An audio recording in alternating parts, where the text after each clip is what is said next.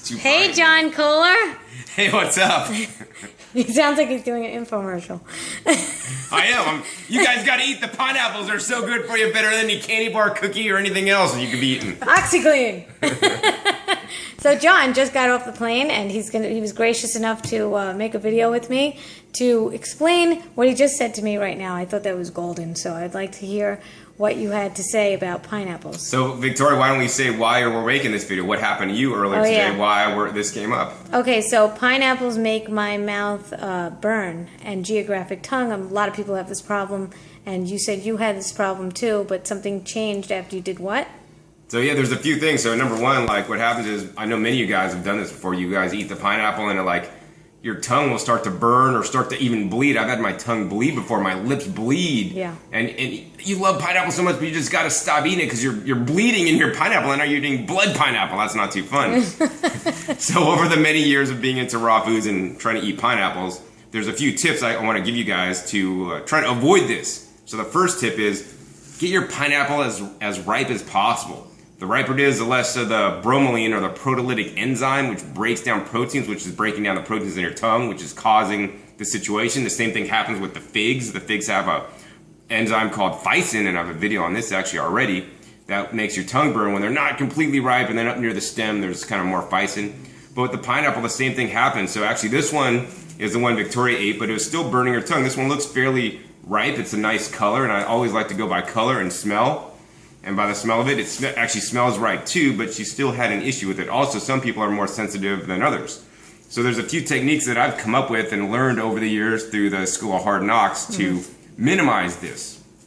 So the first one's totally simple. If you want to eat pineapple tomorrow, what you need to do is you're going to carve up the pineapple, carve off the outside, and you're going to take out the middle, the core, because that may have the most amount of the enzyme. Also, it's kind of hard to eat anyways. You're going to just cut it up into pieces, put it in the fridge, and let it hang out in the fridge overnight. After you cut it and then it's exposed to air, it's in the cold fridge, some of that enzyme kind of degrades, so actually you'll be able to eat more of it and it's not going to burn as much. Another thing that I like to do if you do want to eat it today, because I don't like to actually put things in the fridge and eat cold foods too often, I'll actually just cut the pineapple up and cut all the skin off, and even the core, I'll actually take it and run it through the juicer. So I like to use something like this, like the vertical slow juicers. This actually happens to be a Huron, which I don't particularly care for. I like the Omega Verts. The Kuving's Whole Slow Juicer or the Slow Star better than the Huron. Mainly just due to the fact that this only has a 1-year warranty, and all the other machines have a 10 or 15-year warranty. And so this man knows juicers. You want to look him up.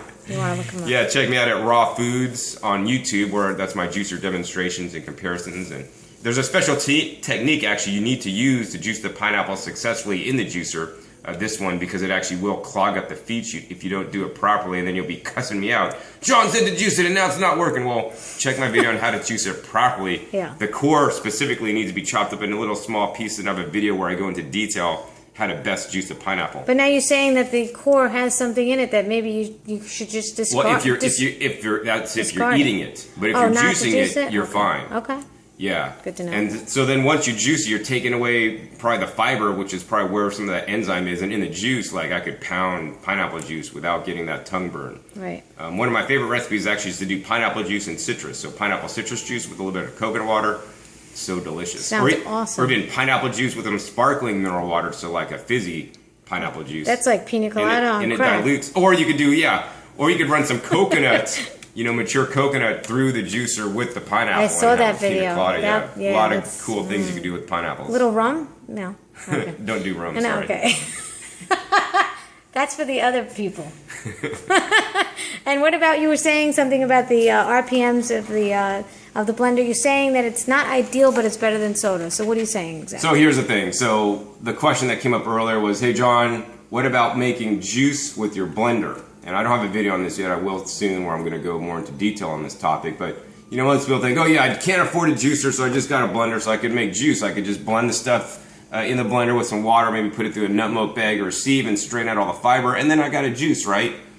Well, you do have a juice because it doesn't have the fiber in it, but it's significantly different than running it in a juicer, and here's why. Number one, this juicer, for example, runs at 80 RPMs, so that's revolutions per minute. That's how fast it goes around. This blender spins in excess of 20,000 RPMs. so fast, right? And think about it. Every time the blender is spinning around, you're creating a vortex, and you can kind of see it, and that's how the blender works. And as it's creating that vortex down in, and it's sucking things into the blade there, you know, it's pulling air into the mixture. So for example, if you start your blender, you put bananas and water and dates or whatever you're blending, and it's up to here, right? You blend it for, I don't know, 30 seconds, a minute. After you're done blending, you know, when you started here, the level is now higher. You're like, whoa, I created food out of thin air. This is definitely good if you don't have a lot of money, you want to make food out of thin air. Well, actually, you're not creating food out of thin air. What you're doing is you're actually imparting oxygen or air, because every vortex, you're sucking air into your mixture, which then oxidizes the food. So if you overblend bananas, for example, they start to taste horrible, in my opinion. And overblending and adding too much air to any food will cause oxidation of the food, which will lower its nutritional content. I want you guys to eat the highest nutritional content. So that's why, you know, a juicer at 80 RPMs is better than a blender at 20,000 plus RPMs. And, you know, if you don't want to use the blender, don't want to use a juicer, and you can't afford it either, that's all right. Your teeth, they're the best. They run it. I don't even know how many RPMs that is, but it's even a lot slower than the juicer. Just chew your food into a mush. That's what the blender would do, but we could do it better with our teeth. But the problem is people are lazy. Oh, pulse blending is a great and excellent technique to use, because then you're blending like significantly less than just leaving the blender on high. The problem with pulse blending is sometimes it just doesn't get the consistency that you want, and everything doesn't get blended up finally. Do I still blend? Absolutely. You know, by far, blending up anything, making a green smoothie, even if it's oxidized a little bit, is far better than something, you know, a cooked brownie or, you know, cooked stuff at high temperatures, you know, that's even worse for you. I always want to encourage you guys to eat as much fruits and vegetables as you can. Obviously, eating them whole, chewing them well into a mush is the best, you know, than juicing and then blending. But any way you could get them in is definitely better than not. Especially if you have a lot of produce laying around, you don't want to throw that out, so you want to get that in. Also, some people are on the go, and they can't always eat as many greens and fruits as they can. Also, what do you think of Gatorade? Just curious, because I drink it, and I just want to know if it's like, you know, is it more on the unnatural side as far as getting too much sugar into your blood? And I know there's water in it, but I would just like to know your take on it. Sure. So my opinion of Gatorade. So for those of you guys that don't know what Gatorade is, it's water, bananas, and dates. Or just water and dates. Or water and dates. I mean, so for me, in my opinion, you know, like I like to eat whole, fresh foods with water content. Dates, while some date growers would say they're fresh, they have a lower water content because they are on the tree or the palm, and then they basically dehydrate in the sun, because you can't really, well, some varieties you can't eat fresh, but the majority of the dates people are eating, they're not. And the other thing is that dates are a very high calorie food, which may be good for some people, but, you know, for me, it's like I'm not about eating just for calories. You know, what I'm eating for not even is the calories. What's most important for me is actually the nutrition or nutrients in the food. So when I look at foods, I look at basically the calorie versus nutrient ratio. And so I want to eat foods that have high nutrients with low calories, because, you know, that's proven. You know, eating a low-calorie diet and eating only as many calories as you need will extend your life, or even maybe eating just a little bit under what you really need. You know, I'm not starving myself by any means. And the energy level? But it's very important, you know, just to eat enough calories, but have high nutrients. You know, some people are saying in this day and age to eat a lot of calories, and the calories are most important. You need to eat X calories, and you need to go for that. But, you know, things that are missing in that diet, in my opinion, are like the leafy greens and foods that are high nutrition.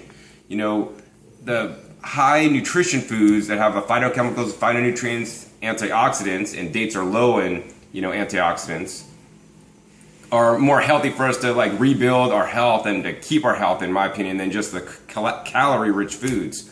So in the end, I'm really not a fan of Gatorade. I think actually adding dates to even a fruit smoothie is just insane. You shouldn't even need to do it, because if you have super ripe fruit, you don't need to add any kind of extra sweeteners. The problem is people are not getting ripe fruit in this day and age. It's not being grown in mineral-rich soil. They don't have their full flavor, and they suck. So then they need to add extra sugar. The solution is not adding extra sugar, whether it's in coconut sugar or dates or anything. It's in getting high quality fruit, and if you can't get it anywhere, you need to start growing it yourself. That's what about my transitioning? What about you? Do you think that maybe off of a cooked food diet, maybe the transition would be a little bit better to do that for people that just don't want to have fruit all day, and they'll just have something that it's cheap, it's easy, and they'll just maybe transition. Is that better than, let's say, going for the cooked food? So, I always encourage people to do the best they can. I think, having some dates and water is better than drinking a soda if you were going to do that. I think, having a green juice in your juicer is probably better than dates and water. I'd rather make like a green smoothie with bananas and greens and water instead of just dates and water. So that's what I would recommend for people in transition, to do green smoothies instead of Datorade. And you're doing this for a while now, huh? I've been into raw foods. Actually, this is my 19th year. I started in raw foods in 1995. I've been 99.999% since that time. Impressive. One more question. What do you think of a distended belly, like at the end of the day, to have like a meal that's just like a huge salad, or something where your body is just like almost like pregnant or distorted? I don't really have a comment on that. Like, sometimes when I eat, I'll get a little bit full, and, and my stomach will come out a little bit, but it's not like super huge and super full. I don't think it's, healthy to be eating too much at any meal. Or of anything. Of anything. Eating greens. I don't care. Greens. Whatever you're eating, you shouldn't eat. They always say, even when you're growing up, like, you got to finish your plate. Like, I really hate finishing the plate just to, I got 2 more bites, but your body's full. You need to listen to your body and not overeat. Right? Like, I'm finishing my salad, I got like 3 extra bites, and I'm like, man, John, you're so full. But it's like my head says, and my mom says, finish the plate so you could like, don't have to save it. But I'm like saying, no, man, I'm just gonna put like a little small amount in just like a mason jar in my fridge for tomorrow, and then I'll make that into my lunch. So it's okay to save things for the next day besides pineapple. You're saying, how about green juices? Could you save that for the next day? I always encourage people to make as much as they're going to eat in that meal, so as not to fractionate any extra food. Maybe make half a size salad, and you'll learn what you need to eat each and every day because you're doing it. You're like, oh man, last night I made too much of a salad and I used 2 heads of romaine, so maybe the next night make 1.5 heads, and learn as you go, and you'll know, like, okay, you'll know how much you need every night if you just start doing it every day and you pay some attention. All right. I'm giving this video a thumbs up. And anybody else out there who wants to give it a thumbs up, follow John Kohler. Spell your last name? Kohler. You can check me out atokraw.com. That's where I share my raw food teachings. You can learn more about growing your food at Growing Your Greens or growingyourgreens.com YouTube channel. And you can check out the juicer videos at youtube.com/rawfoods, or check out my website, discountjuicers.com, where I offer all the different appliances such as the blenders and the juicers so that you can eat more fresh fruits and vegetables, because that's what I'm all about. Fantastic, John. Thank you so much. All right. Thank you, Victoria. Take care.